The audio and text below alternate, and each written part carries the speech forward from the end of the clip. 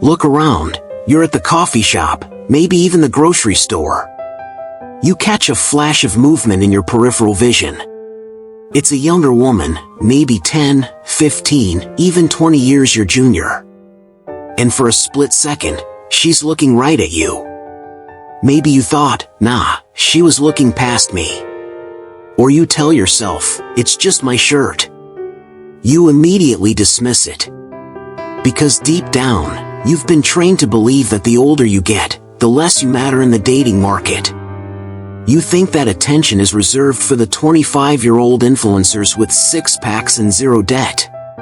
But here's the unsettling truth that 97% of men will refuse to accept: that glance.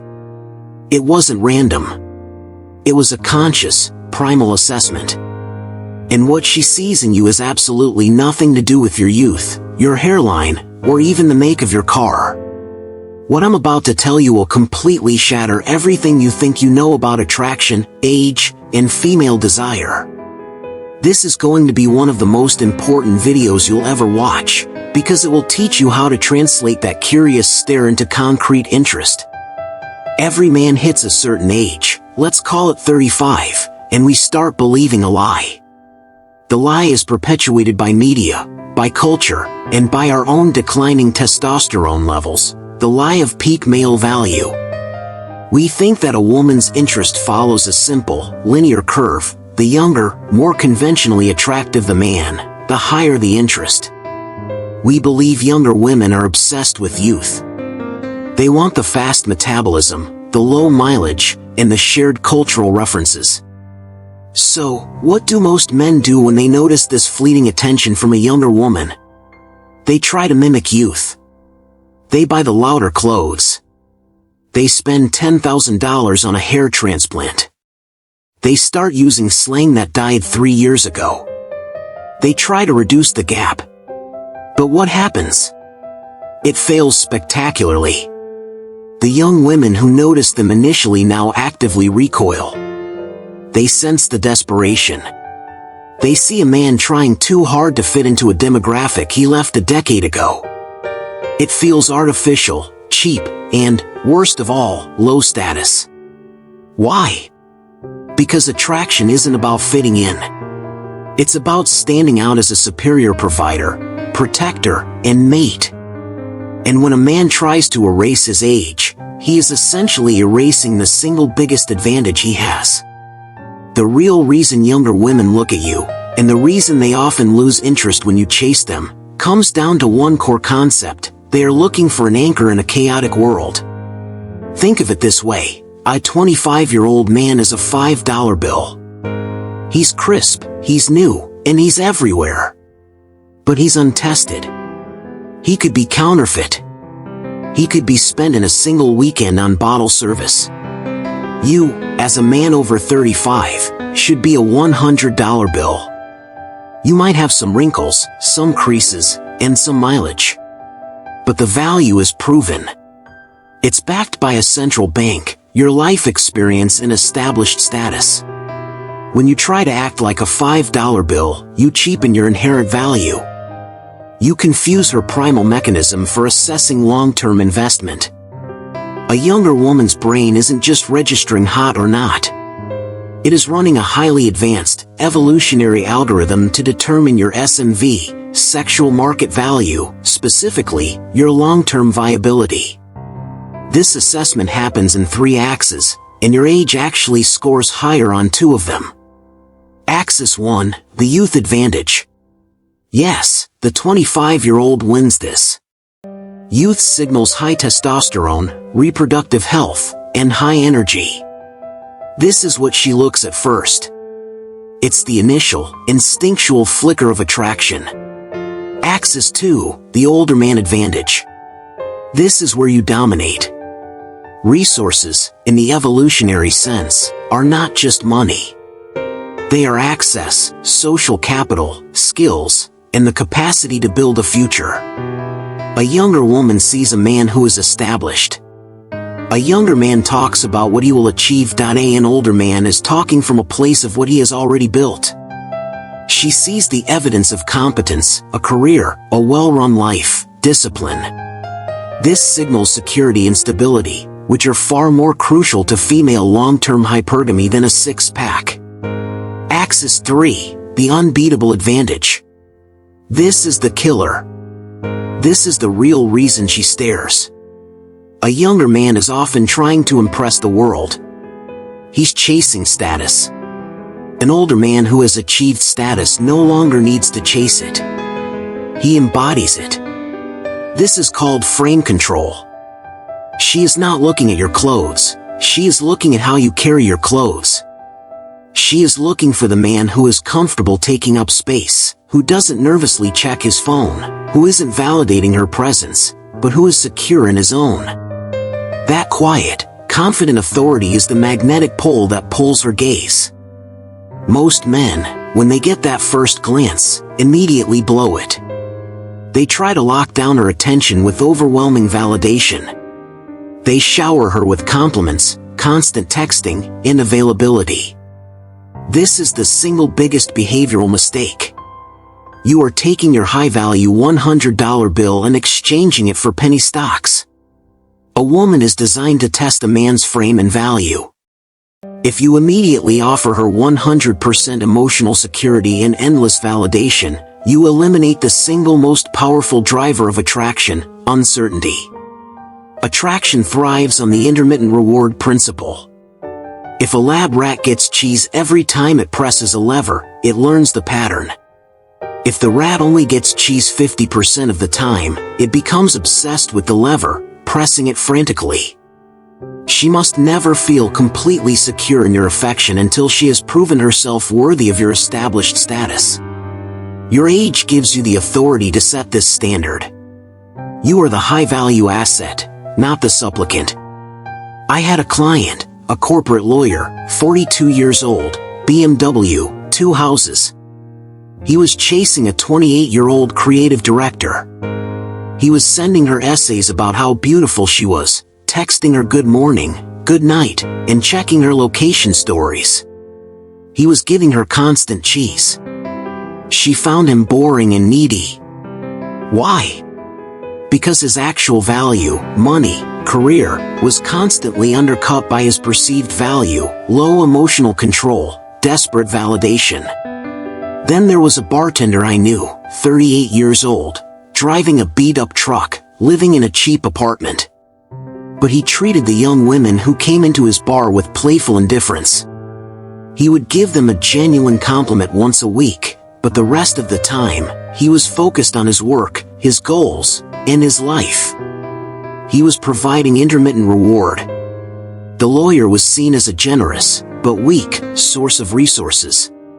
The bartender was seen as a challenge, an opportunity, and a high-status prize. The bartender had her constant attention, while the lawyer was left unread. Your age represents actual value. It means you've survived the corporate gauntlet, you've built your network, and you know how the world works.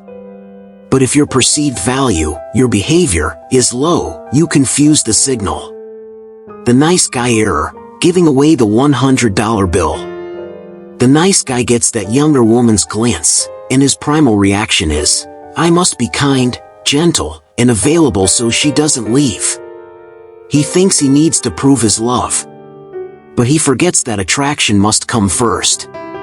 Love is an emotion built on mutual trust, shared history, and commitment.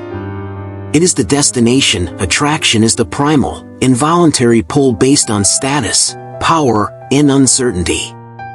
It is the vehicle. When you lead with love, constant validation, overgiving, you bypass the attraction mechanism entirely. She sees you not as a potential partner, but as a safe, predictable, and therefore low-challenge entity. When you are the established, older man, your attention is a scarce, high-value currency. When a young woman stares, she is testing the water. Your response should never be a tidal wave of enthusiasm. Acknowledge her presence, the subtle head nod, a small, confident acknowledgement, like you're noticing a pleasant background detail.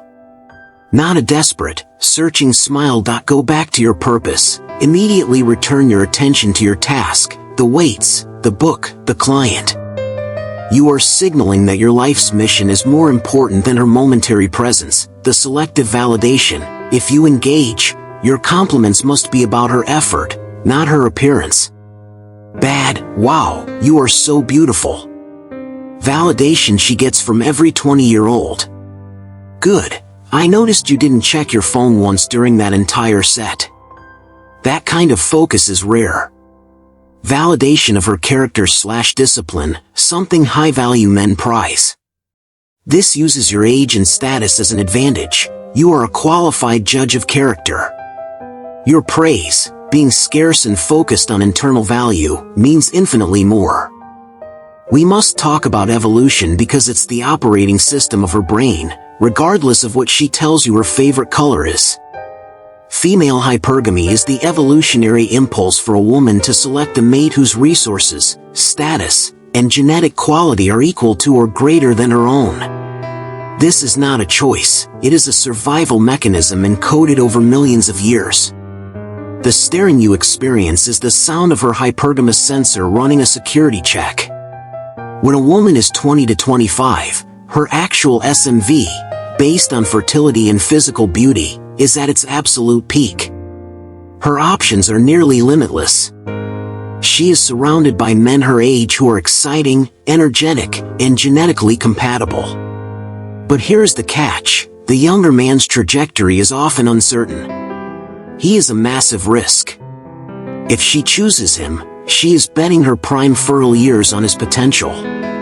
When she stares at you, she is seeing a de-risked asset. She is trading the high-energy risk of youth for the low-risk certainty of establishment. You represent not potential, but proof. You represent not ambition, but achievement. You represent not volatility, but frame control. When a younger woman stares, she is not staring at your gray hair. She is staring at the mountain of life experience that hair represents. She is calculating the energy she would save by choosing a man who has already fought the battles she fears. The stare is a recognition of power. If you treat that power like something you have to apologize for, you lose immediately. We are now going to hit the uncomfortable truth that will make 97% of men click away, but will empower the 3% who stay. Wait, what? The entire self-help industry tells you to build the career, get the body, buy the toys. And yes, you should do that for yourself. But focusing on self-improvement as a means to attract her is a fundamental misunderstanding of attraction. Getting a six-pack, a better job. This increases your actual value. The belief system that makes you own your actual value without needing validation.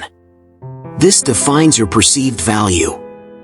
You can be the CEO of a Fortune 500 company with a perfect body, but if you look at a woman and desperately seek her approval, if your internal frame is, "I need her to feel complete," your perceived value plummets to zero. The younger woman stares looking for the man who doesn't need her. She is looking for the man who is focused on his mission and views her inclusion in his life as an addition, not a necessity. This is why the bartender, lower actual value, high frame, often gets more high-quality attention than the lawyer, high actual value, low frame. Your internal frame is the antenna for her hypergamy. I have a friend, a photographer, who regularly works with professional models, women who are objectively among the most beautiful on the planet. He noticed a pattern: the other photographers would fawn over the models. "You are literally the most gorgeous woman I have ever seen. Your eyes are incredible." They were giving away the $100 bill of validation freely. How did the models respond? Professionally, but coldly. They saw these men as functional units, tools to do a job. My friend, however, had an unbreakable frame. He would treat them like a professional colleague. He'd say things like, "Your focus is lazy today. Let's try to bring the energy up." Or, "That pose is tired. I know you can deliver better than that." Was he rude? No. He was leading. He was validating their effort and professionalism, not their basic genetic gifts. He was challenging them to meet his high standard. The result? The women were obsessed with him. They'd text him after the shoot. They'd try to hang out. Why? Because he didn't give away the easy prize. He used his authority and experience to create a desire for his validation. When a younger woman stares at you, she is silently asking, "Can you lead me? Can you challenge me to be better?" If you respond by trying to please her, you fail the test. If you respond by carrying on with your purpose, secure in your authority, you pass. So far, we've covered the why. Why she stares, it's a primal assessment of your de-risked, high-status asset. And why you fail, you exchange this asset for cheap, unnecessary validation. But what do you do with this uncomfortable truth? How do you translate that fleeting glance into a genuine, respectful, and powerful connection? I am now going to give you the 3 golden rules of frame control that will ensure that when a younger woman stares, she doesn't just see an older man, but she sees a purpose-driven, high-value individual who is a gravitational center. You must apply all 3 rules simultaneously. Missing one will cause the entire structure to collapse. Golden Rule 1, the principle of non-reaction, anchoring. This is the hardest rule. When you get that stare, your internal frame must be, "I am the prize." She is curious. I will not break my frame to chase. When you feel her eyes, keep your focus on your task for 5 to 10 more seconds. Let her be the one who looks away first. This establishes you as the anchor. If you rush to meet her gaze, you signal that her attention controls your world. Golden Rule 2, validation scarcity, the intermittent reward in action. When you do talk to her, your conversations must be centered on her actions, goals, and internal world, not her looks. Find something you genuinely respect about her behavior, her work ethic, her kindness, her perspective. This tells her, "I see beyond the superficial. My standards are high, and you are meeting them with your character." This is the ultimate status move, because it separates you from every other man who praises her beauty. Golden Rule 3, the active mission, frame protection. Your life must be visibly, undeniably centered around a mission greater than women. This doesn't mean you ignore women. It means that if she leaves, your life and purpose do not stop. Talk about your work, your side projects, your physical discipline, and your big picture goals with passion. This provides the core security she craves. She knows that your security comes from your self-control and success, not from her presence. She doesn't need to babysit your emotions. She just gets to join the journey. We have reached the end of the journey. You now possess the true insight into that curious, primal stare. It is a biological invitation, an assessment of the proven security and status that only a man of your experience can offer. You have a choice. Option A, the nice guy trap. You can keep pretending you don't notice the stares. You can keep chasing youth, apologizing for your age, and giving away your high-value validation for free. If you choose this, you will forever be relegated to the safe, boring friend category. You will be seen as a $5 bill trying to pass as a $100. Option B, the authority frame. You can accept the uncomfortable truth of hypergamy and evolutionary psychology. You can own your age, your status, and your authority. You can internalize that when a younger woman stares, it is not a request for validation, it is a challenge to see if you have the frame to lead. The moment you stop seeking approval from her is the moment she starts seeking approval from you. The real reason younger women stare at you is because your age represents proven authority, security, and competence. The only thing that stops you from acting on that truth is your own lack of frame control. The transformation begins the moment you accept that you are the prize. Now go back to your mission.